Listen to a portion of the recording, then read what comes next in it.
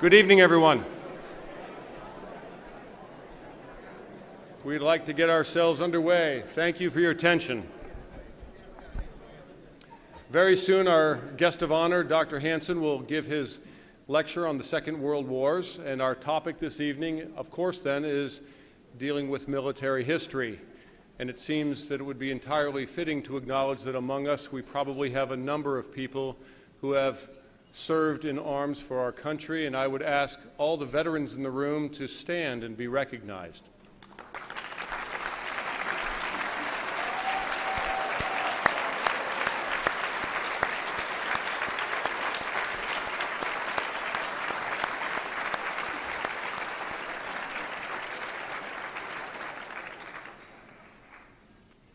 Thank you. Our speaker this night will be introduced by the president of the college, Dr. Larry P. Arnn, who was the 12th president of Hillsdale College. Dr. Arnn received his bachelor's degree from Arkansas State University and his MA and PhD degrees in government from the Claremont Graduate School. He served as director of research for Sir Martin Gilbert, the official biographer of Winston Churchill. Dr. Arnn served as president of the Claremont Institute for the Study of Statesmanship and Political Philosophy from 1985 to 2000. In 1996, he was the founding chairman of the California Civil Rights Initiative, which was passed by California voters and prohibited racial preferences in state hiring, contracting, and admissions. Dr. Arnn is on the board of directors of the Heritage Foundation, the Henry Salvatori Center of Claremont McKenna College, the Philadelphia Society, the Intercollegiate Studies Institute, and the Claremont Institute. He served on the U.S. Army War College Board of Visitors for 2 years, for which he earned the Department of Army's Outstanding Civilian Service Medal. In 2015, Dr. Arnn received the Bradley Prize from the Lynd and Harry Bradley Foundation. He is a member of the American Political Science Association, the Churchill Center, the Council for National Policy, the Federalist Society, the Mont Pelerin Society, and the Philanthropy Roundtable. Published widely in newspapers, magazines, and periodicals on issues of public policy, history, and political theory, he is the author of 3 books: Liberty and Learning, The Evolution of American Education, The Founder's Key, The Divine and Natural Connection Between the Declaration and the Constitution and What We Risk by Losing It, and Churchill's Trial, Winston Churchill and the Salvation of Free Government. Dr. Arnn is a professor of politics and history here at Hillsdale College. He teaches courses on Aristotle, Winston Churchill, and the American Constitution. He and his wife Penelope have 4 children: Henry, Katie, Alice, and Tony. Please join me in welcoming Dr. Larry Arnn.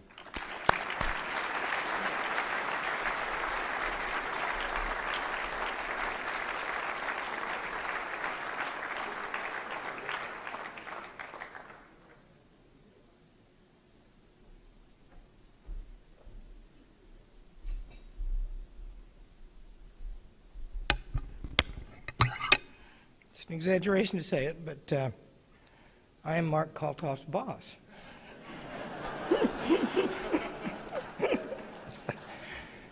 Mark is one of our senior professors, and I'm grateful to him for his fabulous work. He's a dutiful department chairman, and he makes his department behave, which is something almost nobody else around here achieves.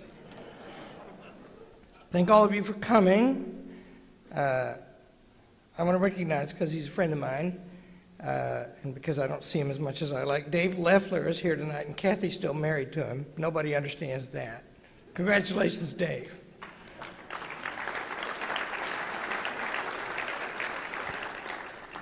Our trustee, Gunnar Klar, is here. He's married to Louise, who's from the Searle family that gave us this room. And I just found out that Gunnar sells beef to another special guest I'm going to introduce, John Harris, in just a minute. And we've just organized a deal. I bought a bunch of cattle from these guys, and I need volunteers from the students. Next summer, we're going to have a cattle drive from California to Michigan.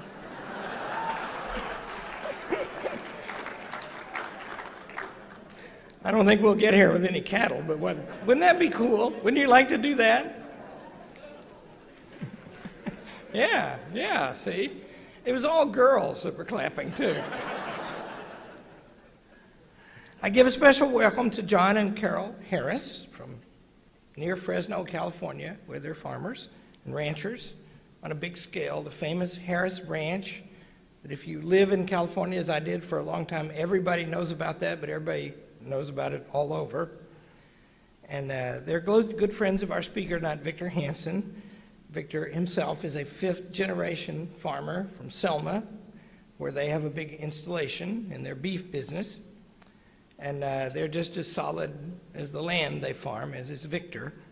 And I just want to welcome them and say how proud we are to have them here tonight. Thank you for coming.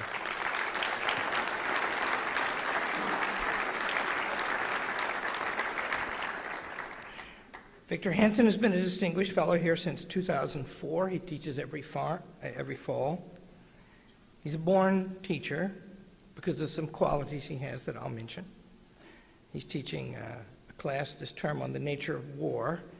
And if you eat in the dining hall when you're in town, as I do, you'll find out that his course, when it's going on, is always one of the talking points of the campus. Everybody talks about it.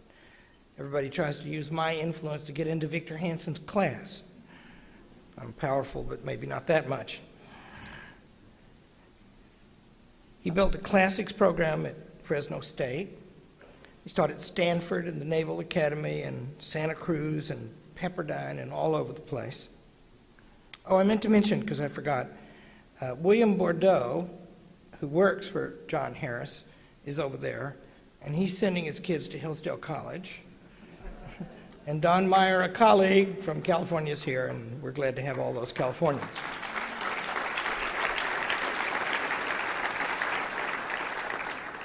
Victor is the Martin and Illy Anderson Senior Fellow at Hoover. He won the Bradley Prize, and he's the trustee of the Bradley Foundation.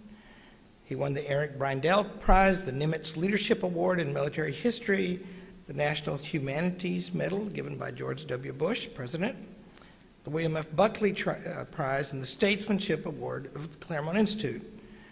He won all the prizes.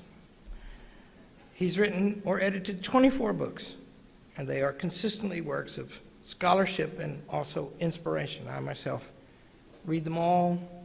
The newest one is entitled The Second World Wars. I've heard him lecture on that subject twice now and again tonight. I look forward to it. I always learn something, although I'm supposed to know something about that. He is one of those rare men who brings the most serious knowledge, the kind achieved only by a combination of talent and decades of devotion. But then, beyond that, he has a commanding kind of understanding. He makes complex things seem simple.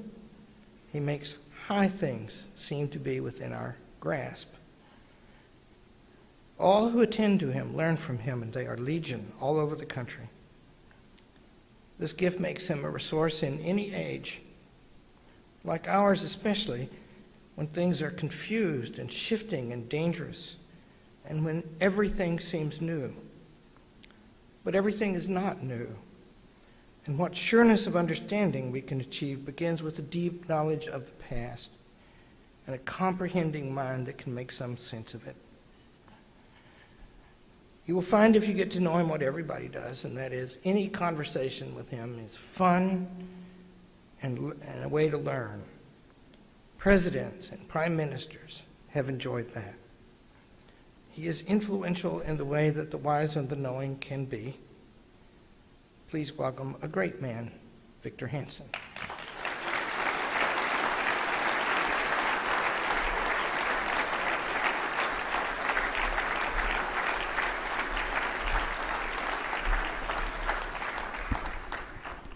Thank you very much for that kind introduction.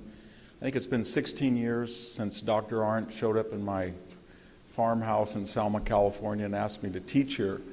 And I came here as a young man of 49. I was turned 64 last week, and I really feel it. But I've been very fortunate. You know, when you go to a university as a visitor, usually it's very territorial. But when I came to Hillsdale, people in my field of classics, Professor Paul and Tom Connor, Mark Calcott, they were welcoming. They wanted me to teach in their field. That was very unusual.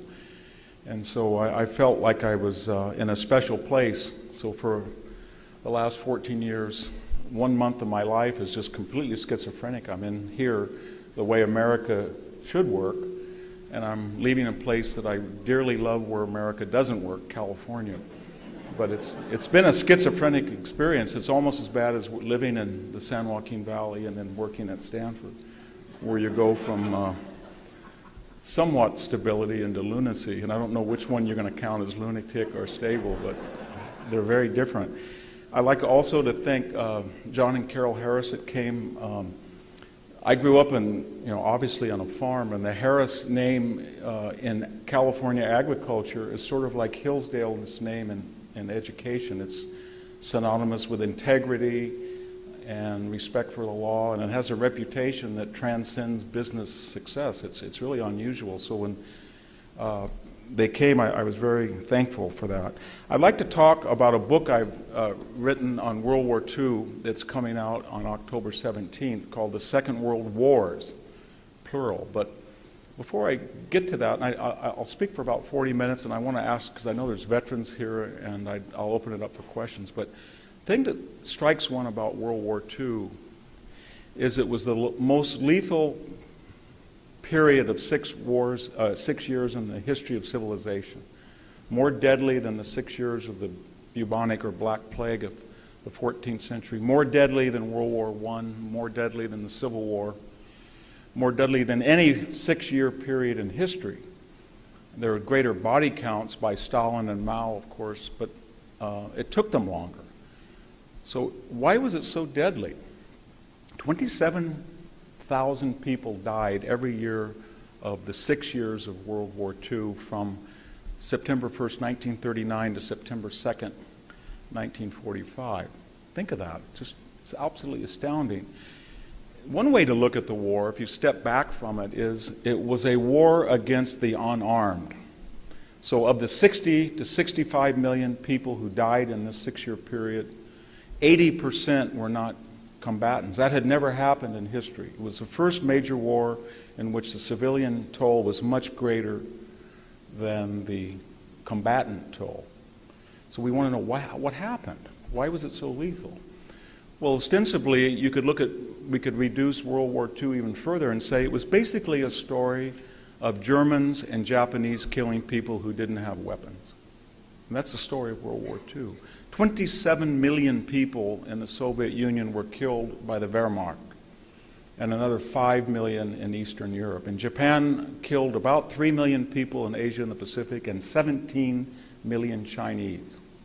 Take that away, and World War II is not that unusual.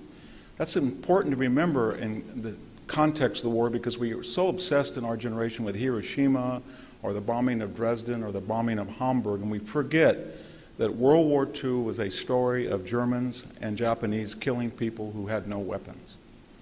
Why was it so lethal, though?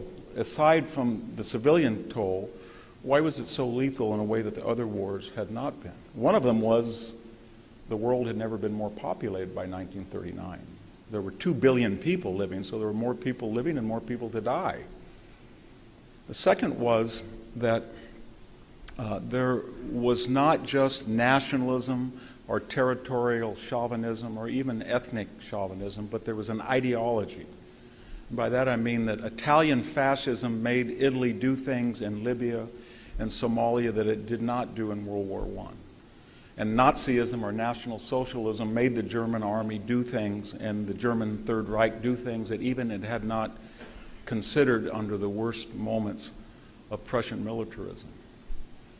And it made Japanese nationalism, fascism in Japan, do things that it had not done in the the Japanese-Russian War of 1905 and 6. Take those players away from World War II, and you have a war, and the Soviet Union as well.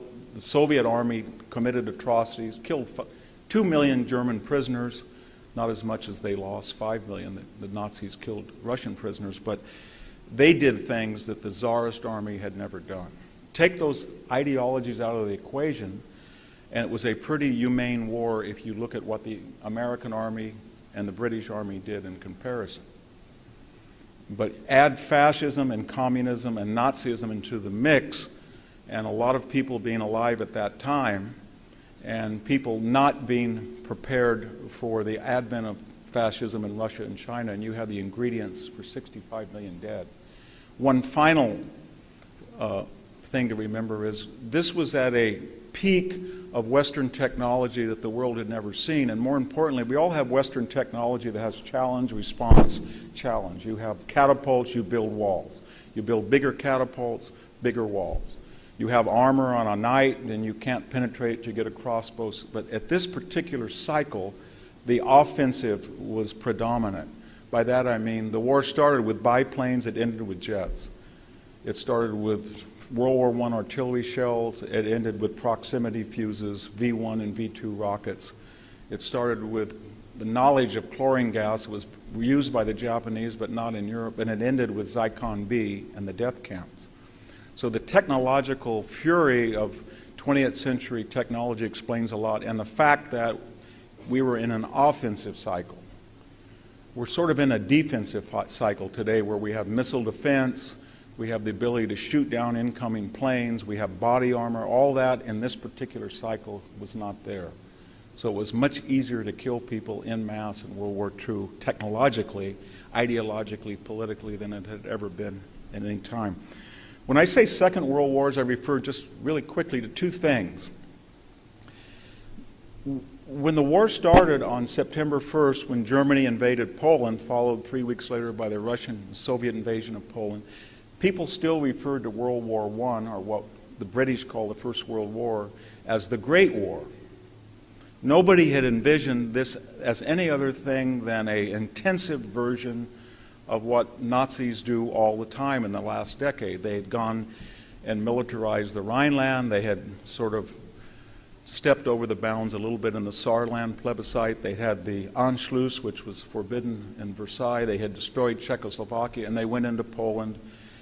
This time, Hitler didn't believe that they would be declared war on by France and Britain. They did, but nothing really happened. So Hitler thought this is just another border war. And he prepared the Third Reich for that purpose. And what followed Poland, of course, was the destruction of Denmark, the destruction of Norway, later the destruction of the Low Countries, Belgium, Luxembourg, the Netherlands, France, and by April of 1941, Yugoslavia and Greece, and the Blitz against Britain. But all of these had something in common. They were all border wars or wars against neighbors. And for that, the fascist powers had been preparing for a decade nearly, and the Allied powers had not. What do I mean by that? I mean, empirically, if you look at the German army, 75% of it was still horse-powered. They were not so worried about gasoline for their panzers, they were more worried about pasturage and hay for their horses. The tanks that went into Poland had a 20-millimeter gun. The planes that flew, Stuka, the dreaded Stukas, were obsolete within a year. What I'm trying to suggest is these were a series of border war, we could even call them bully wars, until they did two things that they had not anticipated. They had declared war in Britain, and they had no strategic method to defeat Britain. Think of that. You declare war on an enemy, and you have no means to limit their production. By that I mean the British Navy was the largest navy in the world. Germany was not even a close 7th or 8th. They had no aircraft carriers. They were outnumbered in destroyers, cruisers, battleships. They had no means to achieve naval superiority. They could not invade Britain. They could not cut Britain off by sea, even though they had a very successful U-boat. They could not bomb Britain. They had no idea that in the worst moment of the Blitz, Winston Churchill was producing more airframes of Spitfire Supermarine fighters than were Me-109s. Think of that. The present EU, all under the control of one government, all the way from the English Channel to the borders with Russia, and Little Britain was producing more Spitfires than the Germans were producing 109s. So they had no conception of who the British were, and they hit an obstacle. The second thing that this sort of border wars found is they invaded the Soviet Union, and that changed everything and changed the Second World Wars into a global war, because for the first time the Wehrmacht was not fighting someone next to their borders, fighting someone they outnumbered, and fighting someone that was clearly technologically inferior. They were fighting an army that was 3 times their size and had plans for a T-34 tank that was better than anything that they had and could be supplied generously by the British Empire and the United States by naval convoys, and the Germans had no way to deflect it. That process then changed border wars that were all had certain things in common. The German army fought people nearby. They fought them through surprise, and they had easy logistics, and they were numerically or they were militarily unprepared. And then they found out that Britain didn't quite fit that bill, the Soviet Union didn't quite fit that bill, and by December 7th, when the Japanese bombed Pearl Harbor, the United States didn't fit that bill. Then they got into a global war that they could not win. And I'd like to walk us through that process very quickly, but one other reason that I used the plural was that this was the first war that was almost unconnected. There were 2 billion people on the planet, and 1 billion people were actively engaged in the war, either fighting it or preparing to fight it industrially or in manufacturing. By the time the war ended, there was only about 8 nations that had not declared war on one of the 2 sides. But if you were in a U-boat in the North Atlantic, you had no experience of what a combatant was doing in the jungles of Guadalcanal. If you were 25,000 feet up in a B-29 over the Marianas taking off, you had no idea what Rommel's panzers were doing in North Africa. And it wasn't just that their theaters were so diverse, but the mechanisms and the methodology of fighting. You could be in a tank, you could be on the ground, you could be in artillery, you could be in a heavy cruiser, you could be in a high bomber. This had never really happened before. Most wars, the Civil War or First World War, were one-dimensional. There had been U-boats in the World War I, but they were not three-dimensional, or maybe even four-dimensional, fighting on the surface, fighting below the surface, fighting on land, fighting on the air. And so it was so complicated and complex that people didn't know really what to call it. Once Germany invaded Russia, then the idea of border wars disappeared, and now we were in World War II. In the Anglosphere, we call it the Second World War, and we went back and renamed the First World War, not as the Great War, but World War I or the First World War. So what happened? Why did Germany and Japan and Italy go to war? Because Germany had won these border wars, and it had a numerical superiority over Britain. Maybe not the British Empire, but in 1941, by May, there were 80 million Germans and there was only 45 million Britons, and that was all that was left. There was no other major power fighting the Third Reich or Italy except Britain, and they were outnumbered 2-1. And yet in 6 months, Hitler managed to change that equation, that even with the addition of 78 million Japanese, he was going to be outnumbered 2-1. So he went from outnumbering his enemy 2-1 to being outnumbered 2-1 once he brought in 300 million Russians and Americans into the fabric. So why would he do such a stupid thing? When you ask why people start wars, there's always the superficial reason, what started the fighting and why did somebody existentially or theoretically wanted to go to war. Well, Hitler went into Poland and he went into these countries and he went into the Soviet Union because no one had stopped him. He felt that the United States was isolationist. Britain had been appeasing in prior governments prior to Churchill, the Soviet Union to be colluding. He didn't think anybody would really want to expend treasure and blood to stop him, or if they did, they had seen what he had done against weaker powers and they were intimidated. He was quite right. People in the United States, Charles Lindbergh, people in the Soviet Union said Stalin went in some type of catatonic fit for 2 weeks. People really did believe that the Wehrmacht was unstoppable. They were not empirical. They did not measure actually the size of the army, the equipment of the army, and compare it to the resources that he was up against. So what I'm saying is that Hitler was crazy to do such a thing, to bring in 200, 300 million people, the largest economy in the world, the United States. And remember, within 5 years, the U.S. GDP will be larger than all of the 6 major belligerents together. And yet he declared war on us on December 11th. So why would he do such a thing? These countries lost deterrence, but more importantly, In the last 20 years, the German people had believed that as losers of World War I, they had been cheated of a victory because they had surrendered 70 miles in Belgium and France. And almost immediately, when the army came back, they said this was an armistice. This was not an unconditional surrender. We were stabbed in the back by Jews and communists. We could have won. We knocked out Tsarist Russia. They capitulated. We annexed 50 million people and 1 million square miles. We had a treaty with them, the Brest-Litovsk. And yet we lost the war. We shouldn't have lost the war. And then when they signed the Versailles Treaty, they had the worst combination a treaty could imagine. It was punitive and humiliating and weak. It put war guilt on Germany. It made them pay reparations. And yet it didn't occupy Germany as we did in World War II. We had no mechanism to enforce the Versailles Treaty, and very quickly the Germans sized up the Allies that in their victory they were depressed, and in their defeat the Germans were confident. So if you read war poetry in between the wars, or you look at French textbooks, the message is we never want another Somme. We never want another Verdun. If you look what Germany is doing at the same time, we want another Verdun and we want another Somme, because this time we're going to win. And yet only one person knew that. It was Winston Churchill, the only country that was left before the Third Reich went into the Soviet Union. So after this war started, and Japan also had sensed that the United States had lost deterrence. It did something equally foolish.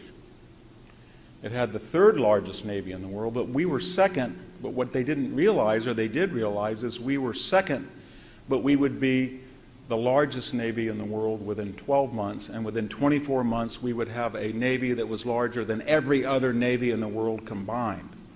We had on order 7 battleships, 60 destroyers, 100 submarines, and most importantly 27 Essex carriers, and with light and escort we would build 145 aircraft carriers. And yet they attacked a country of that magnitude. Why? Because they felt that we either would not fight, or if we fought, we would fight half-heartedly. They said in Japanese memos and communications, they said, well, their closest friend was Britain. They just watched it be bombed. They didn't lift a finger. They just barely had a draft by 1 vote. Half their fleet's in Europe. They're not serious. And people in the Japanese War Department said, just don't touch Pearl Harbor, and take the Dutch East Indies. Holland doesn't exist. Take Southeast Asia. France doesn't exist anymore. You can have everything you want, just don't touch the United States at Pearl Harbor in the Philippines. And the Japanese war minister said, why? They don't want to fight. And sane voices in Japan said, well, you have no ability, just like Germany has no ability. Germany has no ability to go to Moscow. They don't have the logistical capability. They have no ability to bomb Britain. And you have no ability to bomb San Diego, much less a place like Detroit. And yet you're declaring war on a country that you cannot defeat. But again, they thought that we had lost deterrence and that we wouldn't react in the way we did, or if we wanted to react in the way we did, we wouldn't have the capability because we hadn't shown that in the 1930s. So the war basically was a story. Once Germany and Italy had declared war on us 4 days after Pearl Harbor, it was a simple story of, will the Allies, the Soviet Union, and the United States, and Great Britain, will they be able to fight like Axis soldiers? Will they be as deadly as the deadly Japanese, and will they be as deadly as German soldiers?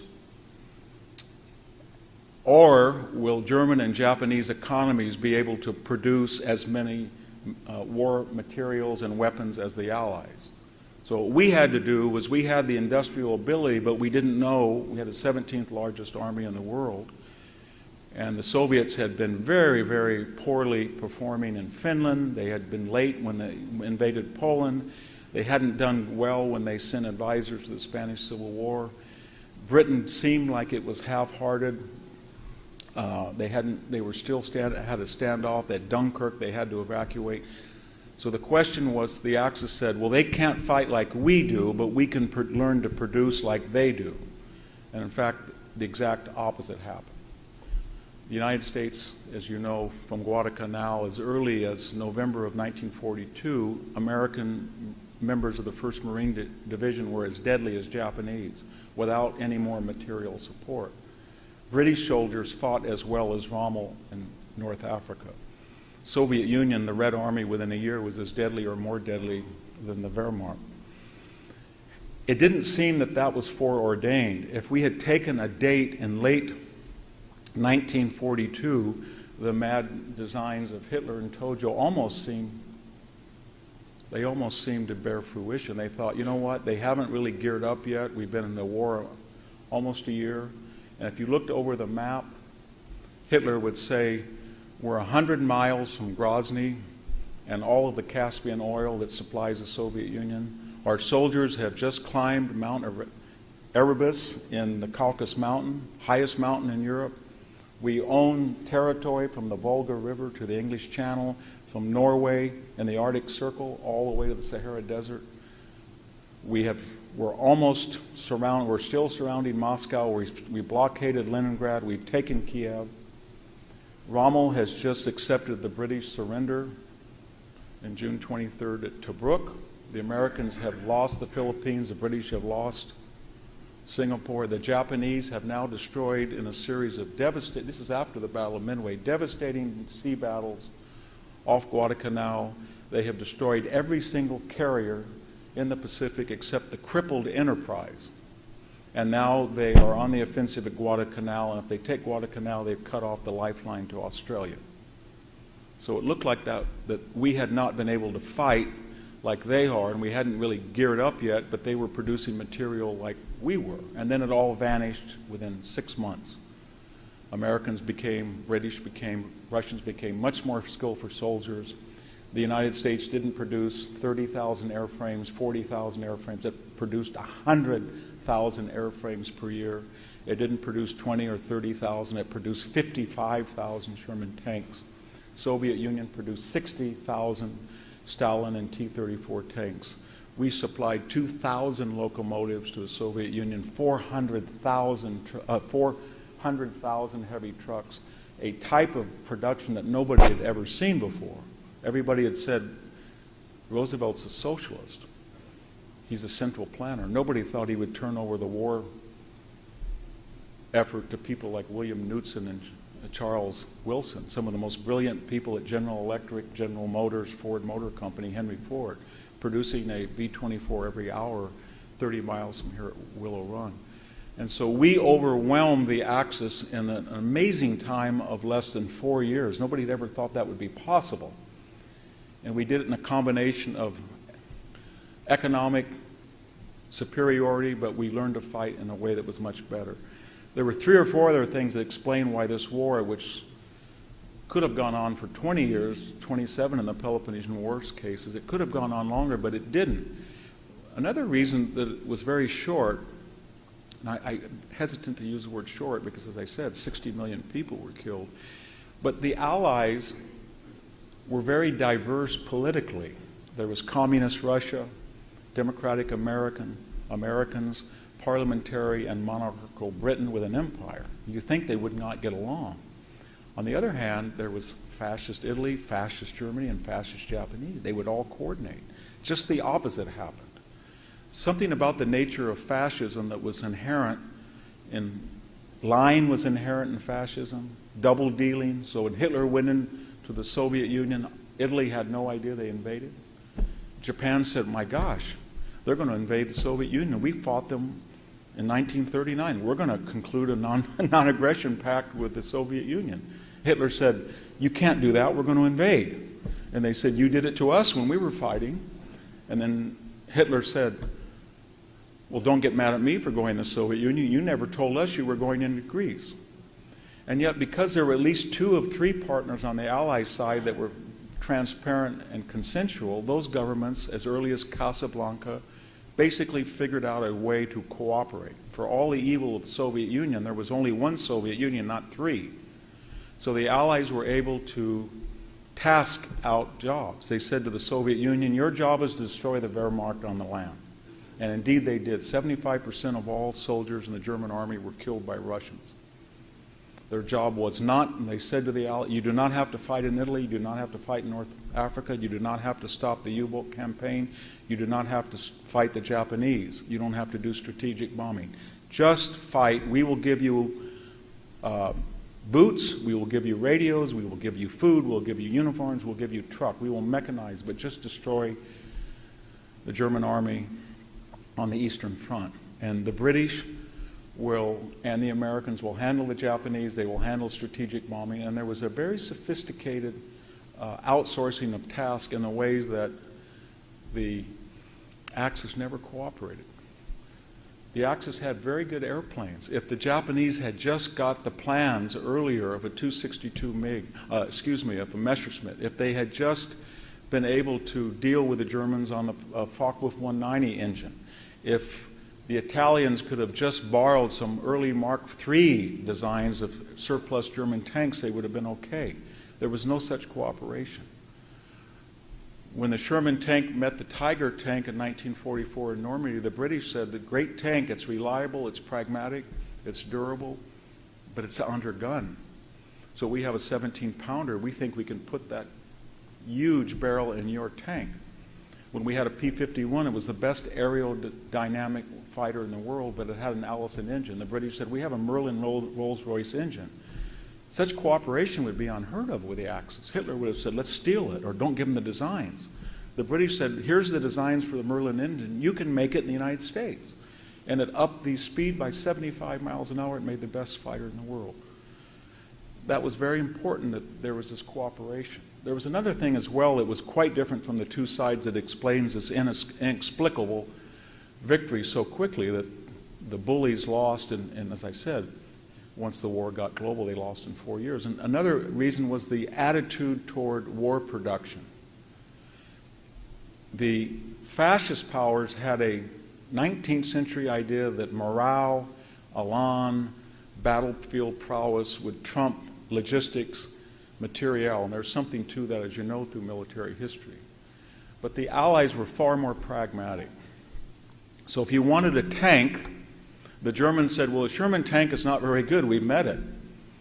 It's got a 75 millimeter, even a 76 millimeter gun can't penetrate either a Panther or a Tiger. It's only got 3 inches of armor. Ours have 6. We can blow them apart at 2 miles away. And the Americans said, in answer to this, maybe so, but not if there's 1 Tiger or 1 Panther on the battlefield for every 6 Shermans. And you just bypass a German tank and let the Air Force deal with it, and you attack infantry that have no tanks. Or they said, well, we have to go 3,000 miles, so we have to pick up a tank on a crane and put it in a ship. It'd be nice to have a 60 or 70-ton King Tiger, but what would we do with them? We couldn't even pick them up and put them on ships. They wouldn't fit. And then they said, the designers of the Sherman tank, we've got a Chrysler engine. You can go 10 hours for 1 hour of maintenance. Tiger tank can go 1 hour for 1 hour of maintenance. You can take out a Sherman transmission in 3 hours. You have to take the Tiger tank's transmission from the Ukraine and put it on a rail and send it back to the factory, Porsche factory in Germany. So there was this idea that we're going to be practical. We don't have to build the best weapons. They have to be reliable and they have to be durable. And integral to this philosophy is we're not going to be addicted to the idea of gigantism. That's the age-old idea that a weapon is good if it's big. Sort of like Demetrius the Besieger built this huge Heliopolis to take Rhodes. Took so much capital and labor and it fell over. And that's what the Japanese did. They said, we have the largest battleships in the world, the Yamato and the Musashi, 71,000 tons. They were the largest warships until the 1960s when U.S. aircraft carrier exceeded that tonnage. Those two ships together sunk one of 145 American carriers. That's all they did in the entire war. They call it the Hotel Musashi because it was so expensive to get out of port. It had an 18-inch gun. It could fire 27 miles, but Americans could blow it up at sea very easy with a carrier, and that's what happened to both of them. The Bismarck and the Tirpitz were wonderful ships. In fact, in an old-fashioned battle, as you know, the Bismarck blew up the hood and disabled the Prince of Wales, and that was it. It was quickly sunk. The Tirpitz, the most expensive ship that Germany ever built, they could have built 25 destroyers or 30 U-boats or 5,000 priceless 88 millimeter anti-tank guns, and yet they built the Tirpitz, and it fired one salvo in anger the entire war.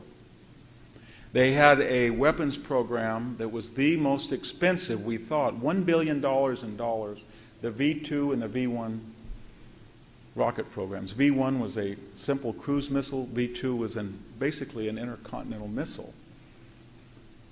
Those together terrified Britain. They killed 11,000 Britons, the two programs together. But the cost to deliver a pound of explosive was 30 times more expensive than a lumbering Lancaster or B-17. We burned down the cities of Japan and Germany very cheaply, if you can be so grotesque, and they spent all their money dreaming of a vengeance weapon that did almost no value at all. We had $2 billion weapons programs. The B-29 program, in 14 months we built a bomber. It had 20,000 rivets in the cone alone. It had over 150,000 parts. It was the most complex bomber in the world. But it destroyed 65% of the urban core of Japan in 4 months.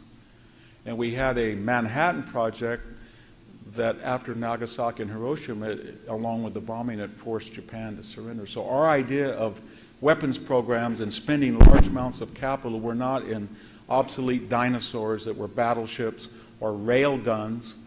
Germans had 7,500 men manning a Gustav rail gun that shot a 400 millimeter projectile into Sevastopol, and it could do that about 120 times, and you had to change the barrel.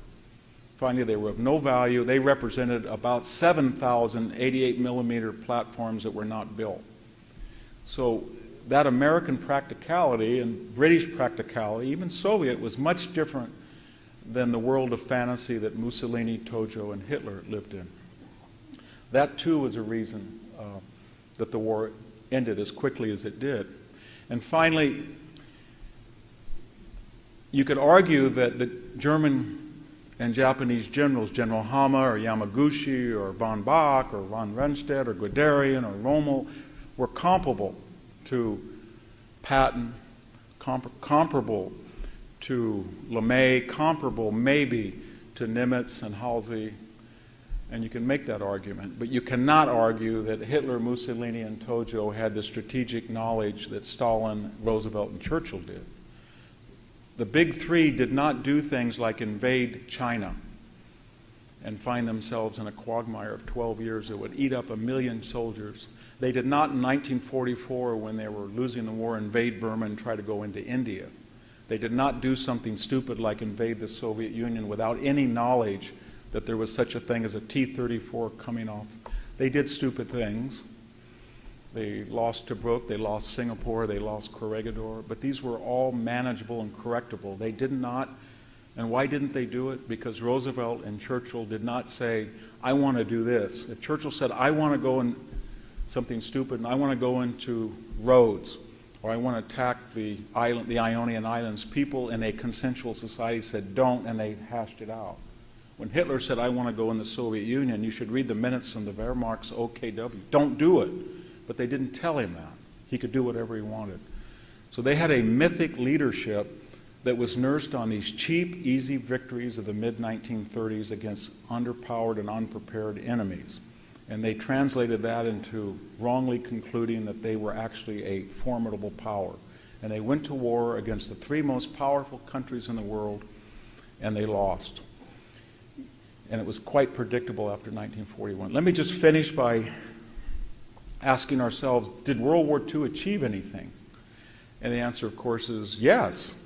The aim of World War II was to stop the horrific governments in Italy, Japan, and fascist Germany, Nazi Germany. It did that. Late, but it was late, but it did save half of European Jews. 6 million were killed, 6 million survived. The point was that it went into Eastern Europe to free Eastern Europe from the dangers of totalitarianism. If, however, as Franklin Roosevelt saw, as Churchill didn't, that the purpose of the war was not just to defeat these three ugly Hydra heads of fascism, but to end war altogether and to have a United Nations, and under the aegis of the paternalistic United States, both tell the Soviet Union to behave and Britain to give up its empire, and then everything would be wonderful. It didn't work at all, because we went to free Eastern Europe, and Eastern Europe was unfree under Soviet rather than German domination.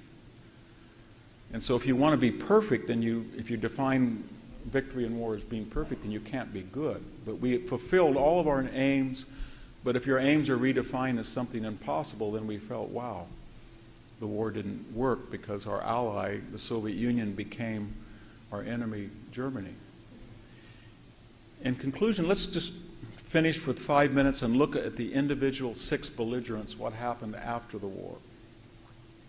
Of the Axis power, Italy got off pretty easy. There were no war crime trials. There were no reparations. Italy was not occupied. Why was that? Well, largest foreign population in the United States who identified separately. Germans had been all assimilated and integrated. We were Italian Americans, that helped. The Pope and the Vatican helped. And the Italians threw out Mussolini, they said, on their own. And Italy was fought over for 3.5 years by Germans on behalf of Italian fascists and then against Italy. And the idea was, well, Germany only had war on its soil for 3 months. Japan never did. Italy suffered. We're going to let Italy go. Did Italy suffer? It lost 1.1 million soldiers, more than it did in World War I. It committed terrible atrocities in Somalia and Libya, and yet people said it had suffered enough. And for what it had gambled under Mussolini, it got off pretty closely. It was occupied and integrated into the Western Alliance. If you look at Japan, people think Japan was nuked. It was the only country ever to be on the receiving end of a nuclear weapon. That's true, and it's tragic. But the nuclear weapon drops at Hiroshima and Nagasaki killed about 30% of those Japanese that were killed through conventional napalming by B-29 fire rates. That total number was about 600,000 Japanese. Japan lost a total of 3 million. For a country that had started the war and made it global in December of 1941 by declaring war on the United States and Britain and had been fighting a war of genocide in China, they came off pretty easily. They were not invaded. They were occupied, but we insisted they have things that turned out quite beneficial.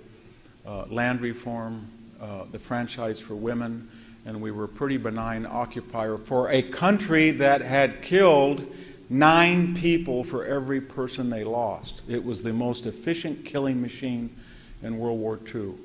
When you look at what the Japanese army did in the Pacific, not just against Americans and British, but islanders, people in Java, people in Southeast Asia and China, a Japanese soldier was the most lethal soldier in the war in terms of how many people he killed versus how many he lost.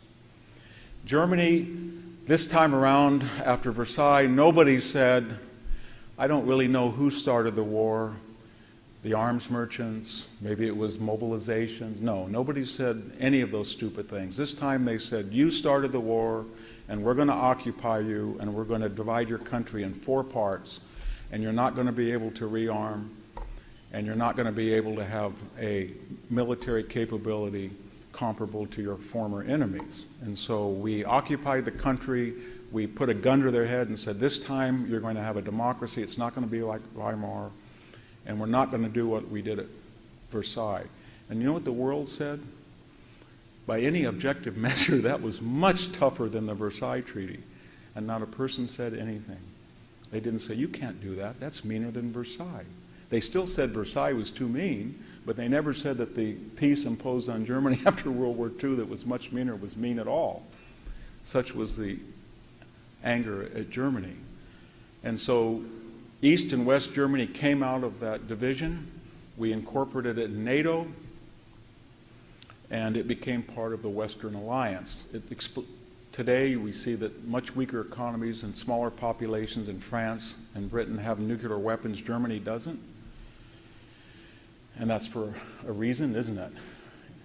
And I would say that one of the formulas, after looking at these Axis and Allied soldiers, one of the formulas, I want to get to the Soviets and the United States to conclude, but one of the formulas after World War II was incorporated in NATO. The way to keep the peace is not to have the United Nations necessarily, it's to keep Russia out of Europe and the United States in Europe and Germany down. And today, if you look at that formula, as long as the United States is engaged with alliances and balance of powers, it's able to preempt situations that would lead into global wars. As long as you have a country like the Soviet Union, by extension, China, that can be contained, those totalitarian or autocratic governments that have large populations and territories will not start a global war. And as long as you can have a very dynamic country like Germany with a very checkered history, you're okay. And some of you are going to say, well, I'm German-American, how can you say that?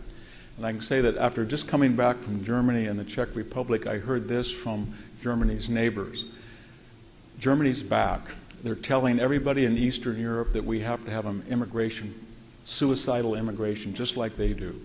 People in Southern Europe said they're running a mercantile system where they artificially lower their Deutschmark under the guise of using the euro, and we're in hock to them the rest of their life, and people in Britain are saying they don't have to be so punitive on the Brexit.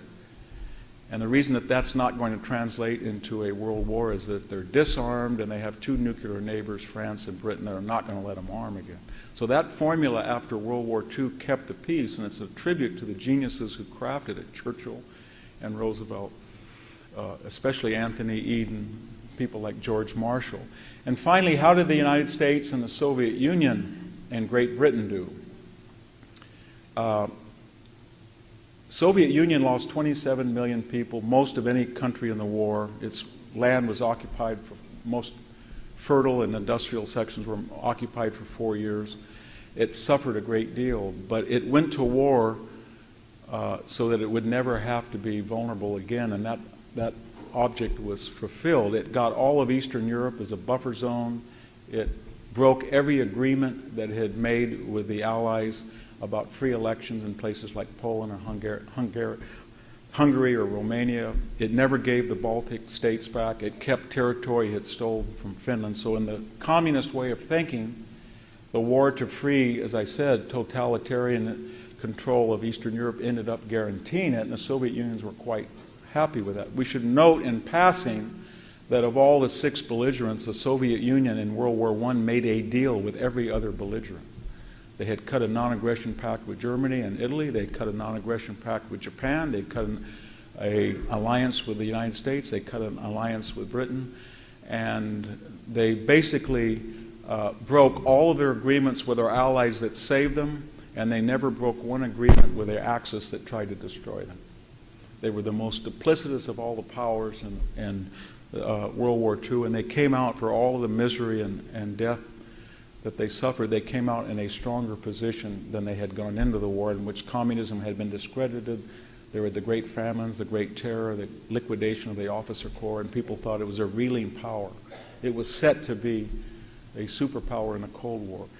We should give more credit to Britain. Britain was the only country to fight the first day of the war, September 1st, 1939, or September 2nd when it declared, and end the last day of the war, September 2nd. It was the only country that fought Nazi Germany by itself for over a year. It was the only country that went to war in World War II without being attacked in a surprise attack by an enemy and without attacking another country. It went to war for the idea of helping Poland. And Britain, as I said, outproduced Germany in every aspect of munitions except tanks. But think of it, artillery pieces, vehicles, planes, bombers, fighters, ships. It was one of the most, we think of the United States, but given its much smaller industrial base and population, its war production was just as impressive. What happened after the war was sort of tragic, because if you look at the war and the post-war era, and you compare it today, there was no Chinese juggernaut. It was flattened. There was no Russia. It was flattened. There was no Japan. It was flattened. There was no Germany. It was flattened. There was no France. It had been occupied. There were only two countries that were going to supply the world with trucks and appliances, and they were Britain and the United States. And the tragedy is the man who'd won the war, they displaced, and they brought in a socialist government, and they nationalized their coal, their steel, their power, their health, almost everything, and within 10 years they were not as competitive as the countries that were in rubble, at least not until the resurgence of Margaret Thatcher. And finally, the United States, pretty brilliant. We had 12.1 million people in the military. We were the only country to wage a war in every single theater of World War II, whether it was Burma, whether it was high-altitude bombing over Japan, whether it was nuclear war, whatever it was we fought. We lost the smallest number of people per military soldiers deployed of any country in the entire war, 0.3%, 420,000 out of 12.1 million. So it was a brilliant effort to save lives through the use of capital and machinery. The war led to some very good things. It led to the integration of troops because we had campaigned, our propaganda said we're here to our four freedoms, and that chit had to be redeemed with the integration of blacks into the military by Korea, and women were in factories, so it had positive social effects. It gave the United States power and a role in the world that only Britain had enjoyed in the past, and you could say that Americans did not make the mistake they did after World War II. They stayed engaged and they kept a peace for 70 years. Let me just finally sum up and say, well, if all that was true, did we really have to go to the war to prove all that? And the way to look at it, I think, is that war is like a laboratory experiment. In this room, if we didn't like each other, we would know who was strong and who was weak by their size or their prior experience in fighting. But maybe we didn't, and we would say stupid things, and we would find themselves a stronger person might be angry at a weaker person. And what war then does, it's the testing ground that shows you reality. It's tragic because you shouldn't have to do that. And by that I mean the United States, with the largest economy, even in the Depression years, did not have to spend 0.5% on defense. If we had a 4% GDP and a pact with France, Germany would have said, I'm never going to go into France. They landed 2 million people in World War I. I don't want that again. And they would have stopped. If Britain had have said, we want Churchill in 1937, and he's going to give us 450 airframes a month, then we have a better plane than German, Goering would have said, I don't want to go into there. If Stalin had have said, we would have had T-34 tanks in great numbers, Hitler himself said, if I had have known how many tanks they had that were of the caliber of the T-34, I would have never gone into Russia. But people forget that. So they're nursed on ideas of utopian idealism, military spending is a waste, and they lose deterrence. And with the loss of deterrence, you lose the perception of who's strong and who's weak. And then the laboratory comes into play and says, I'll show you who's strong and weak. And 60 million people have to prove what we should have known from the very beginning of the war, that the Soviet Union, the United States, and Great Britain were much more deadly than the fascist powers of Italy, Germany, and Japan. Thank you very much.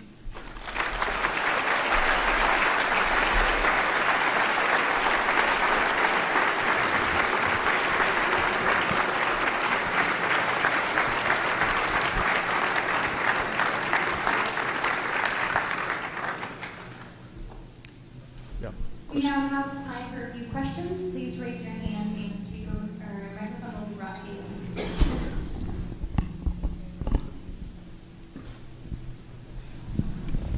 Dr. Hanson, thank you. I'm Michael Goldstein, Ohio State Director of Proclaiming Justice to the Nations and a student of World War II. I have a question about the Japanese strategy. Before the war, their strategy was to lure the American battle fleet into the Western Pacific, pick off the battle fleet here and there with submarines and land-based naval air, and then beat them in a Jutland-style battle. That didn't come to pass. They came to Hawaii to destroy the battle fleet there. What was their thinking? Admiral Yamamoto seemed to understand that the American industrial capacity would be put to use. And the Americans they fought holding action in the Pacific, but they didn't have to come west until we had our huge battle fleet and were ready to do it. Was it just hubris, or they really thought we wouldn't fight? Very quickly, I think Admiral Yamamoto has a very inflated reputation because basically on the premise that he said, supposedly, that I can raise hell for 6 months and after that I can't get. Whether he said that or not, we don't know, but we do know that he was the one, not the Japanese evil people we always associate with the Tojo regime, that wanted to start the war. He threatened to resign if he didn't get to attack Pearl Harbor.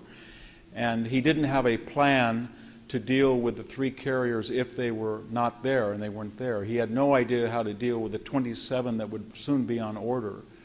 And so he either sunk or he submerged battleships 7 that had been built in 1917, 16, 22 that were obsolete. And that's not a good way to start a war against the largest economic power. So what I'm getting at is if you ask Yamamoto today, after Pearl Harbor, what's next? He would say, well, I've crushed their battleships so they won't fight. They're humiliated the way that we did to end the Japanese-Russian war. And that's about the limit of his strategic thinking. I don't know why we ordered an assassination attempt on him in 1943 that was successful. We killed him with P-38s, long-range fighters, because if we had left him in, he would have done even stupider things. Because his strategy at Midway was absolutely insane. He split his forces up, and he had a huge advantage in carriers, cruisers, battleships, and he wasted those assets in Alaska. So he was not a strategic thinker. Sorry I went a little bit long because I did want to have more questions. Yeah. On a similar vein, watched the movie Dunkirk the other day. Don't know if you've seen it or. Yeah, I reviewed it. What about I'd read that there were actually the Germans were surrounding the British and French, but just sat there for 3 days. Yes, they did. Because Hitler would not give them the go. What's your inclination to think about why that was done? It depends on whether you want to hear a conspiracy theory or what happened. The conspiracy theory is that Hitler was going to stop the certain destruction of British and French forces, and as in return for that token of magnitude, Churchill was going to say, okay, we appreciate what you've done, and the British monarchy, some members of the monarchy, some aberrant members, and the aristocracy want to cut a deal. That did not happen, I think. I think much more likely is the German panzers had gone through the Ardennes, and they had been fighting for 6 weeks. We forget, we just say the fall of France, they were wiped out. Germany suffered about 200,000 casualties, and they lost somewhere between 30 to 40,000 dead and missing from the French and the British in their wonderful defeat, and they were completely exhausted. That was one reason, and they were re-equipping, and they thought that the U-boat presence and the presence of the Luftwaffe gave them superiority over the Channel, and Britain did not have the wherewithal to get the men out. So they said, we want to rest, we want to re-equip, and then they're not going to go anywhere because we have air superiority. And the British don't want to go into the waters with U-boats. And so they waited 3 days, and that turned out to be quite stupid because the British were much more resourceful than the Germans thought. And then the final thing to add to that is that Hermann Goering was not a Downey or Hap Arnold. And so he was one of the most incompetent members of the Reich, and he was the commander of the Luftwaffe, and he assured Hitler that his Luftwaffe could handle, could achieve not just air superiority, but air supremacy and wipe them out at their choosing. And he didn't realize that not only were British fighters better than the 109 with good pilots, but even French fighters were as good, some of their models. And so they fought very effectively. They took a terrible beating, but the Luftwaffe would lose over France about 1,500 fighters over the fall of France and another 1,600 over Britain, so that when they went into the Soviet Union, they were 3,000 planes short. So we talk about the Blitz or the cowardly French, but we don't realize that their contribution in air power damage to the Luftwaffe may have saved the Soviet Union. Any other questions? A few years ago, Pat Buchanan wrote a book called The Unnecessary War. Yes.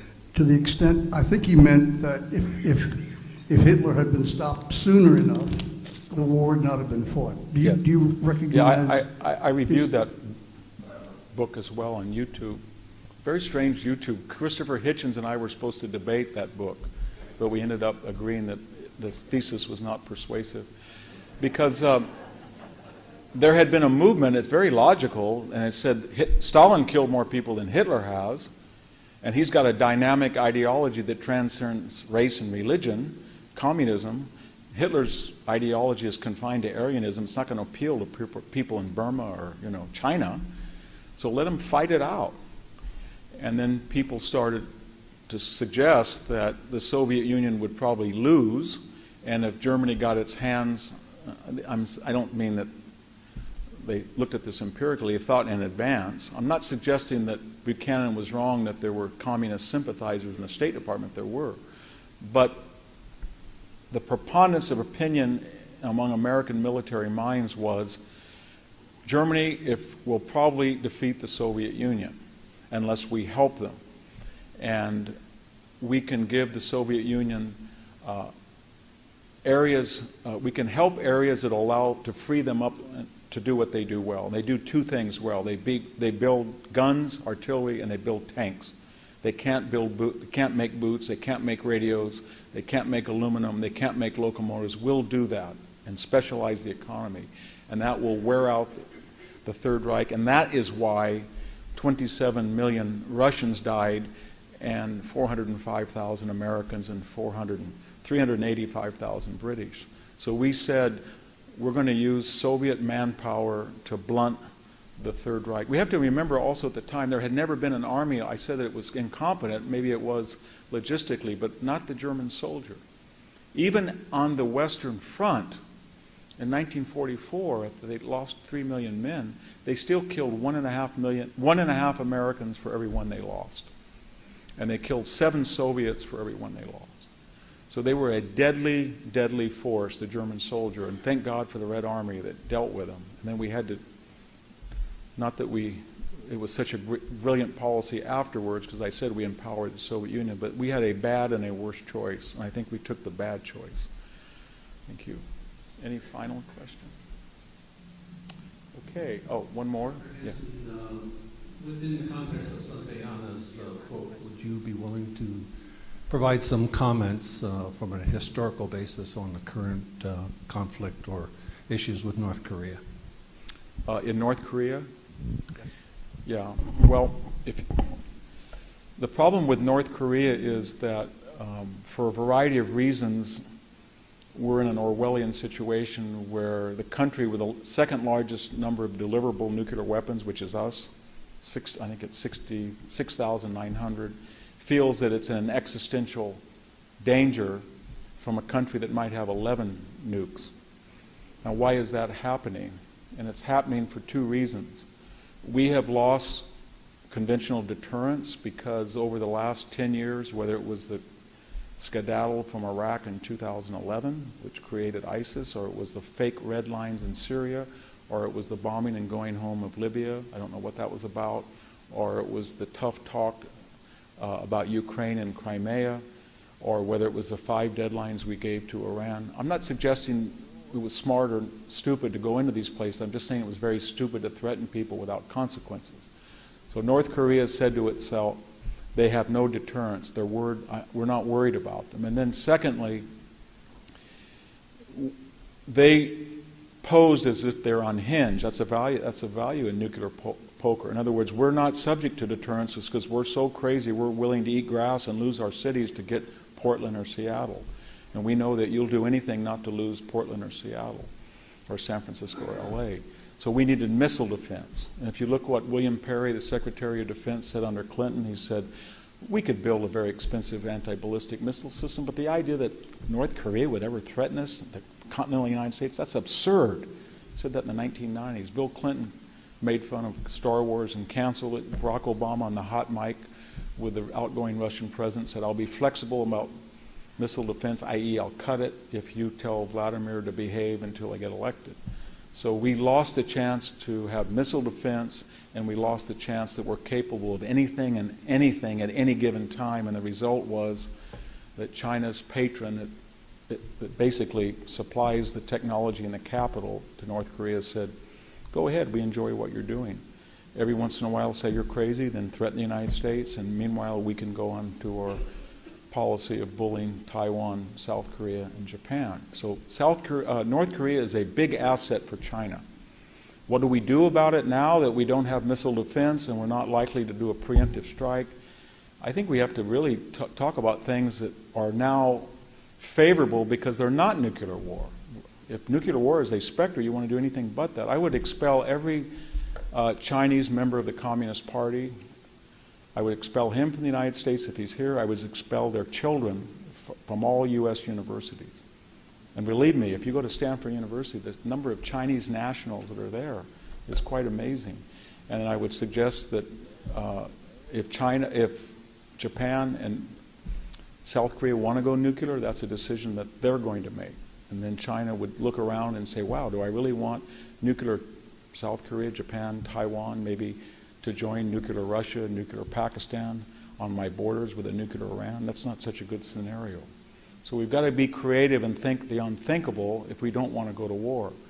But China is responsible for it. And finally, all of this talk about Russian collusion, it hasn't proven anything, but it did prove one thing. We lost a valuable Russian card. They have the largest number of deliverable nuclear weapons. They can be very effective in joining us on sanctions and blockades. They can get out of our way in the area. They have an 18-mile border with North Korea. We could have made an argument, do you really want a thermonuclear weapon going off near your border? And yet we've lost all influence with the former Soviet Union and Vladimir Putin. So we've got to work on that because we've got to say, look, you've got to help us with China because you don't want these nuclear countries that are democratic, pro-American, and next to your border having nuclear weapons. So those are the lessons. It's deterrence, deterrence, deterrence. Thank you very much.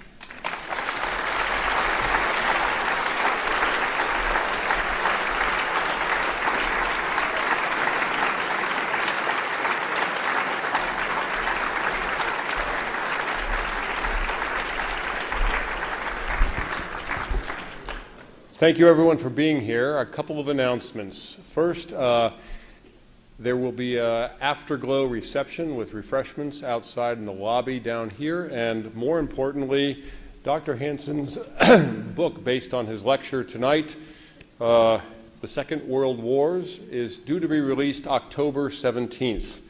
This is just an uncorrected proof, so I'm not at liberty to share it. However, it is available for advance purchase, and Dr. Hanson will be signing book plates. And so if you're interested in purchasing a copy, you can have Dr. Hanson sign the book plate, and the book will be sent to you through the mails as soon as it's published. So that will be taking place as well out in the lobby. So we are adjourned. Thank you for being here. Have a good evening.